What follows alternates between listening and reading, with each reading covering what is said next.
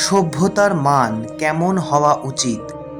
কথা প্রসঙ্গে মানব সভ্যতা সম্বন্ধে কথা উঠলে ঠাকুর শ্রী শ্রী অনুকূলচন্দ্র বললেন, স্ট্যান্ডার্ড অফ সিভিলাইজেশন অর্থাৎ সভ্যতার মান এমন হওয়া উচিত যাতে তার আওতায় পড়ে প্রত্যেকটা মানুষ উইথ হিজ এনভায়রনমেন্ট অর্থাৎ তার পরিবেশ সহ এনলাইটেন্ড প্রজ্ঞাদীপ্ত হয়ে উঠতে পারে।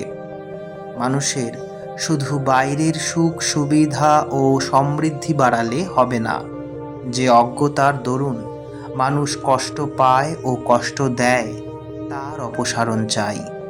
এর জন্য দরকার ব্যক্তিগত সাধনা।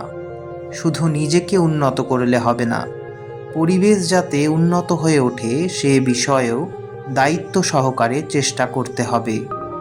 সেই জন্য আছে যজন যাজন, অধ্যয়ন, অধ্যাপনা, দান ও প্রতিগ্রহ, এই সৎকর্মের ব্যবস্থা। কতকগুলি মানুষ আড়ে হাতে লাগলে সারা জগৎকে ঊর্ধ্বগামী করে তোলা যায়।